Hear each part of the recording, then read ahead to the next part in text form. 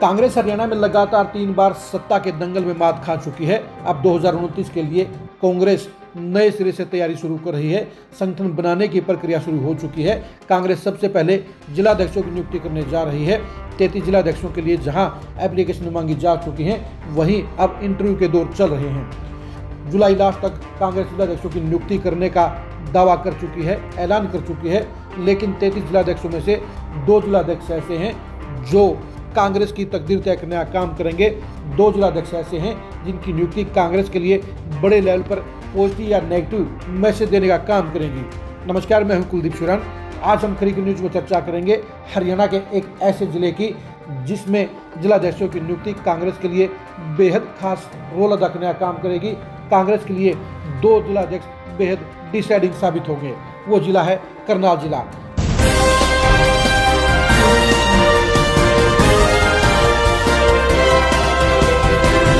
करनाल जिला बीजेपी का सबसे मजबूत चक्रव्यूह है और इस जिले के बलबूते पर ही बीजेपी ने सत्ता की हैट्रिक लगाने का काम किया है। मनोहर लाल खट्टर को सीएम बनाकर बीजेपी ने उत्तर हरियाणा और जीटी रोड बेल्ट दोनों को ही साधने का काम किया। इसके साथ साथ गैर जाट वोटरों को भी इसी समीकरण के बलबूते पर बीजेपी ने अपने साथ लामबंद कर लिया। आज की तारीख में बीजेपी ने करनाल में जो बिसात बिछाई है वो कमाल की है। जहां पंजाबी वोटरों को लुभाने के लिए और साथ रखने के लिए मनोहर लाल खट्टर को सेंटर में कद्दावर मंत्री बनाया गया है, वहीं पर जगमोहन आनंद करनाल के शहरी विधायक हैं। रोड वोटरों को साथ जुड़े रखने के लिए हरविंदर कल्याण को स्पीकर बनाया गया है। राजपूत वोटरों को सेट रखने के लिए असम से योगेंद्र राणा बीजेपी के विधायक हैं। बीसी वोटरों को साथ में चिपकाए रखने के लिए राम कुमार कश्यप भी इंद्री से बीजेपी के विधायक हैं। वहीं पर एससी वोटरों को लेकर कबीरपंथी को विधायक जरूर बनाया गया है, लेकिन उनका बड़ा मैसेज नहीं है। लेकिन कबीरपंथी के अलावा बाकी सारी की सारी किलेबंदी बीजेपी की बेहद मजबूत नजर आती है और बीजेपी के चक्र को तोड़ने के लिए कांग्रेस को मजबूत जिलाध्यक्ष नियुक्त करने होंगे। बीजेपी के इस सिस्टम को खत्म करने के लिए मजबूत और असरदार जिलाध्यक्ष ही कामयाब हो सकते हैं। कांग्रेस के जिलाध्यक्ष बनने के लिए जहां शहर में मारामारी कम है, वहीं पर ग्रामीण जिलाध्यक्ष के लिए जबरदस्त जोर शोर और जबरदस्त ताकत लग रही है, जबरदस्त जोड़ तोड़ हो रही है। पहले हम चर्चा करते हैं शहर के बारे में। शहरी जिलाध्यक्ष कांग्रेस के लिए बेहद अहम रहेगा, क्योंकि 60,000 से ज़्यादा पंजाबी वोटरों के बलबूते पर ही बीजेपी ने यहाँ पर माहौल अपने नाम कर लिया है, यहाँ का रिकॉर्ड अपने नाम कर लिया है और यहाँ के समीकरण अपने साथ साधने का काम किया है। ऐसे में अगर कांग्रेस बीजेपी को रोकना चाहती है, बीजेपी को हराना चाहती है, तो उसे पंजाबी नेता को ही शहरी जिलाध्यक्ष के तौर पर नियुक्ति देनी होगी।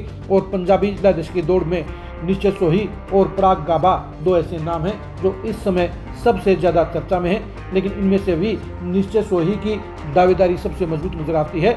नगर निगम चुनाव में निश्चय सोही ने साबित कर दिया कि वो युवा कांग्रेस की तरह अब मेन कांग्रेस में भी बड़ी जिम्मेदारी निभाने के लिए पूरी तरह से तैयार हो चुके हैं। निश्चय सोही के खिलाफ इस तरह कोई नेगेटिविटी नहीं है, उनके विरोध में कोई भी बड़ा नेता नहीं है। ऐसे में उनके जरिए कांग्रेस यहाँ पर बीजेपी के रथ को रोकने का काम कर सकती है।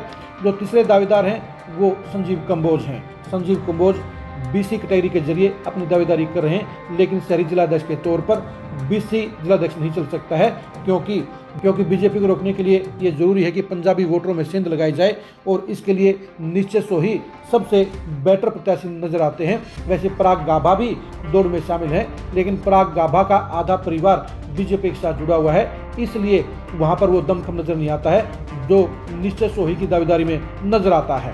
जहां तक ग्रामीण जिलाध्यक्ष की बात है, तो उसके लिए कांग्रेस में जबरदस्त मारामारी चल रही है। बड़े बड़े नेता दावा ठोक रहे हैं, लेकिन सबसे मेन बात यह है कि कांग्रेस ऑब्जर्वरों के लिए बड़ी समस्या भी यही है कि वो 4 बड़े दावेदारों में से किसका दावा फाइनल तौर पर आगे करने का काम करें, नंबर 1 पर करने का काम करें। 2024 के लोकसभा और विधानसभा चुनाव में कांग्रेस को सबसे बड़ा समर्थन अगर किसी वोट बैंक ने दिया था तो वो जाट वोट बैंक और सिख वोट बैंक थे।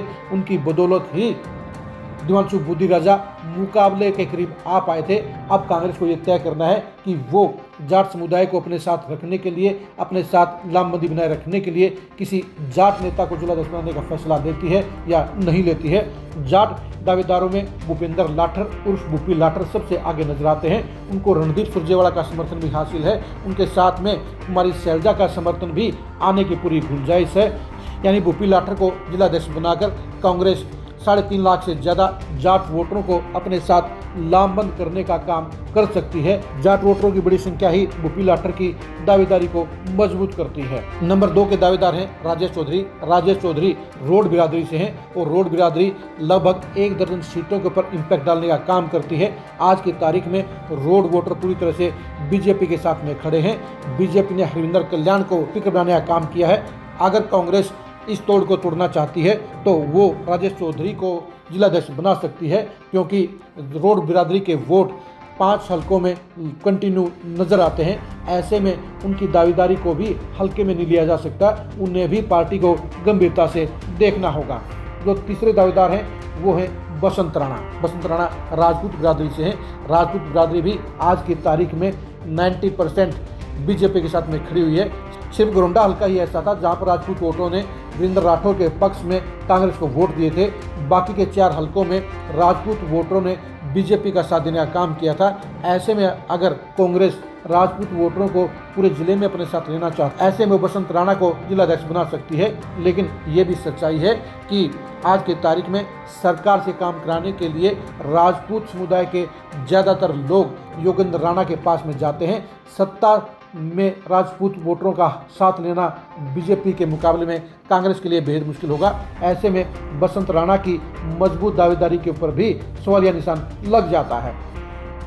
करनाल जिला इसके साथ साथ कहीं ना कहीं सामाजिक न्याय की कैटेगरी में भी आ सकता है और सामाजिक न्याय की कैटेगरी में सामाजिक न्याय को ध्यान में रखते हुए अगर करनाल का जिलाध्यक्ष तय किया गया तो ऐसे में सबसे बड़ी जो दावेदारी बनती है वो राजेश वैद की बनती है। राजेश वैद नीलो खेड़ी की पॉलिटिक्स कर रहे हैं, वो गोरंडा हल्के से संबंध रखते हैं। राजेश वैद जहां वर्षों से कांग्रेस के लिए मेहनत कर रहे हैं, वहीं पर उनकी सबसे बड़ी खासियत यह है कि वो एससी की डीएससी कैटेगरी में आते हैं और आज की तारीख में डीएससी कैटेगरी बीजेपी के पक्ष में जा चुकी है। उसे वापस लाने के लिए राजेश वैद जैसे जुझारू नेता को ही कांग्रेस को आगे करना होगा, क्योंकि गोरंडा से लेकर कालका तक एक भी डीएससी नेता कांग्रेस के पास ऐसा नहीं है जो बीजेपी के ताम झाम को रोकने का काम कर सके, डीसी वोटरों को वापस लाने का काम कर सके। इसलिए राजेश वैद को भी जिलाध्यक्ष बनाकर कांग्रेस बड़ा फैसला ले सकती है। जहां तक बीसी वोटरों की बात है तो गोरंडा के राजीव सेन भी अपनी दावेदारी जिलाध्यक्ष के लिए पेश कर रहे हैं, लेकिन इस बात की संभावना बेहद कम है कि बीसी समुदाय के नेता को जिलाध्यक्ष की जिम्मेदारी दी जाए। 3 नेता और ऐसे भी हैं जिनकी जिक्र करना बेहद जरूरी है। बड़े नेता रहे कुलदीप शर्मा, अपने बेटे चाणक्य पंडित को जिलाध्यक्ष बनाना चाहते थे, लेकिन वो जिले के नेताओं से अपने लिए, अपने बेटे के लिए बड़ा समर्थन हासिल नहीं कर पाए, इसलिए चाणक्य पंडित को जिलाध्यक्ष बनाने का सपना अधूरा रहता हुआ नजर आ रहा है। नीलोखड़ी से चुनाव लड़ चुके धर्मपाल गोंदर भी जिलाध्यक्ष बनना चाहते थे, लेकिन 5 साल की कंडीशन ने उनकी दावेदारी को खत्म करने का काम किया। शहरी जिलाध्यक्ष के लिए मनोज वधवा भी अपनी दावेदारी ठोक रहे हैं। वो 2 बार नगर निगम मेयर का चुनाव लड़ चुके हैं, एक बार उनकी पत्नी, एक बार वो खुद, दोनों बार चुनाव हार गए। लेकिन मनोज वधवा के लिए दिक्कत इस बात की है कि वो कांग्रेस की पॉलिटिक्स नहीं करते हैं, बल्कि खुद की सेल्फ पॉलिटिक्स करते हैं। नगर निगम के चुनाव में भी उन्होंने कांग्रेस के बड़े नेताओं की फोटो लगाने से गुरेज किया था। बाद में प्रेशर बढ़ने पर ही उन्होंने पोस्टरों में बड़े कांग्रेस नेताओं को जगह देने का काम किया था, यानी उनकी दावेदारी खारिज हो चुकी है। जाट नेताओं की दावेदारी में पंकज पुनिया का नाम भी शामिल किया जा सकता है। पंकज पुनिया कांग्रेस के समर्पित नेताओं में शामिल हैं। उन्होंने कांग्रेस पार्टी के लिए समर्पण के चलते ही किरण चौधरी के साथ अपनी नज़दीकियों को दरकिनार करते हुए उनके साथ में बीजेपी में ज्वाइनिंग नहीं की, बल्कि वो कांग्रेस में बने रहे। वो भी जाट नेता के तौर पर अपनी मजबूत दावेदारी पेश कर रहे हैं। इस तरह से ग्रामीण जिला के लिए कांग्रेस उपद्रवों के सामने बड़ी चुनौती है कि वो बीजेपी के चक्कर को कैसे तोड़ें। कांग्रेस के जो 4 दावेदार हैं उनकी अलग अलग खासियतें हैं। कांग्रेस को तय करना होगा कि वो जाट और सिख वोटरों को अपने साथ लामबंद करने के लिए किसी जाट नेता को जिलाध्यक्ष बनाए, या रोड और राजपूत वोटरों को बीजेपी से तोड़ने के लिए उनकी कैटेगरी के, उनके समुदाय के नेता को जिलाध्यक्ष बनाए, या सामाजिक न्याय के तहत और डीसी वोटरों को अपने साथ जोड़ने के लिए और जीटी रोड पर बड़ा मैसेज देने के लिए राजेश वैद को जिलाध्यक्ष बनाया जाए। करनाल में एआईसीसी जिलाध्यक्ष के लिए ग्रामीण जिलाध्यक्ष की नियुक्ति सबसे मुश्किल रहेगी, क्योंकि दावेदारी भी मजबूत है, समीकरण भी टेढ़े हैं। ऐसे में कांग्रेस का शहरी जिलाध्यक्ष जहां बनाना आसान हो सकता है, वहीं ग्रामीण जिलाध्यक्ष के लिए ज़्यादा माथापच्ची करनी होगी। अब देखने की बात ये रहेगी कि कांग्रेस हाईकमान ग्रामीण जिलाध्यक्ष की इस गुत्थी को कैसे सुलझाने का काम करता है और किस नेता के ऊपर भरोसा जताने का काम करता है। आप कांग्रेस के करनाल में शहरी जिलाध्यक्ष के लिए किसे सबसे मजबूत दावेदार मानते हैं, कमेंट करके जरूर बताइए। ग्रामीण जिलाध्यक्ष के लिए करनाल में सबसे ज़्यादा कामयाब कौन सा नेता हो सकता है, उसका नाम भी कमेंट में जरूर लिखिए। आप हमारे फेसबुक पेज को फॉलो कीजिए, आप हमारे यूट्यूब चैनल को सब्सक्राइब कीजिए। नमस्कार।